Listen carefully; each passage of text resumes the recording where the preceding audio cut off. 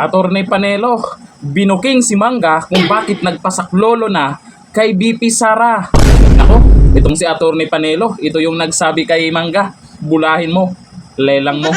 Ako ito, panoorin natin ang paliwanag niya at yung posibleng dahilan kung bakit nagpasaklolo na si Senator Amy Marcos kay BP Sara. Nako, pag kailangan talaga, Duterte ang nilalapitan nila. Ito yung video. Tama, biglaan nga. Emotional kasi, bagsak na siya sa rating. Kaya kailangan niya ng saklolo sa kaibigan niya.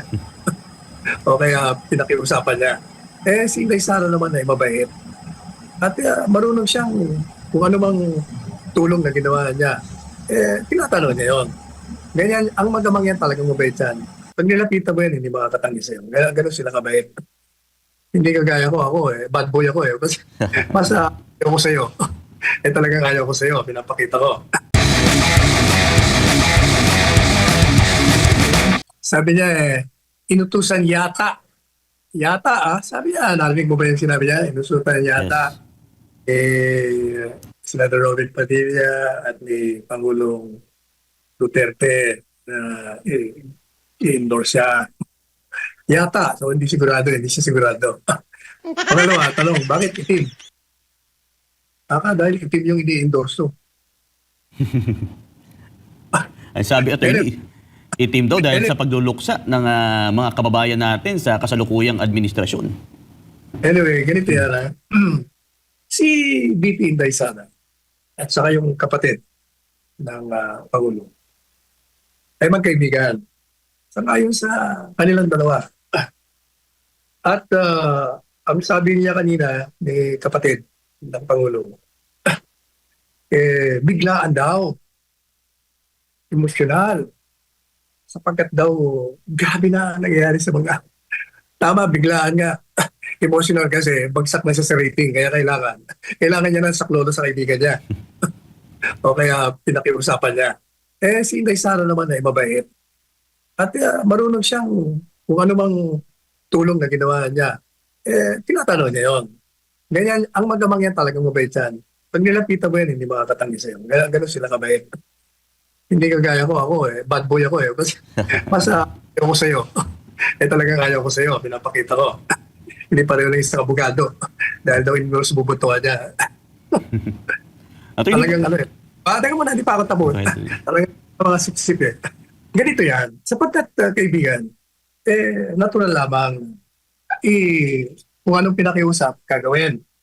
Pero, ito ang dyan.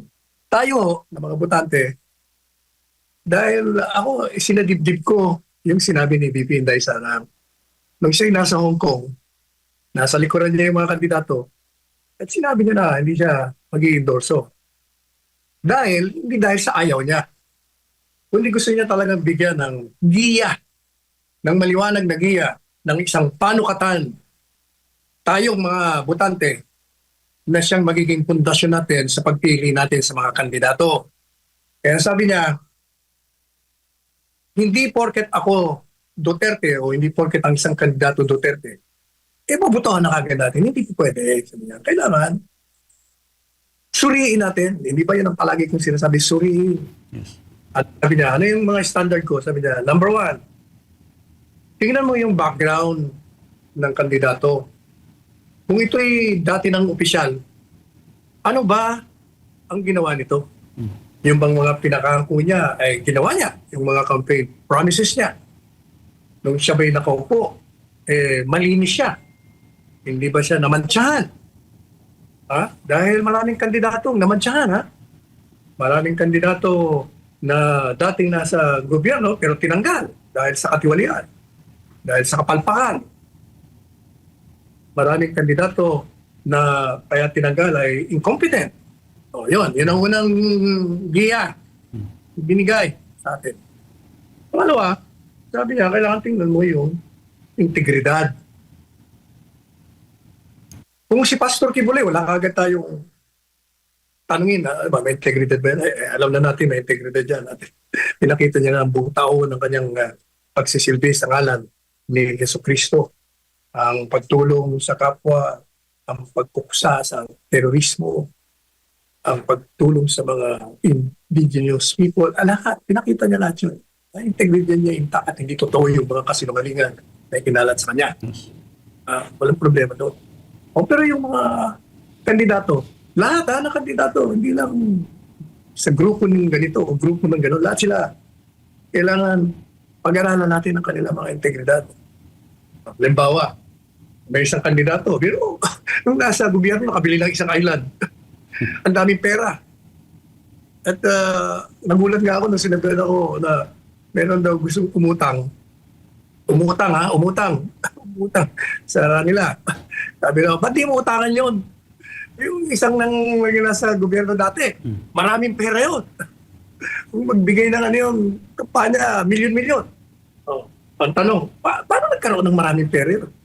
Maraming ari-arian. Yun ang mga tinatanong. Pangatlo, kanya, tanungin nyo, pakinggan nyo ang kanyang plataforma di gobyerno, program of government.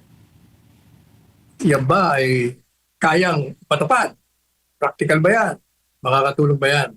O madalit sabi, habang in-endorse po, dapat kaibigan niya, hindi ibig sabihin tayo ay bulag na basta boboto kagaya ng isang abogado.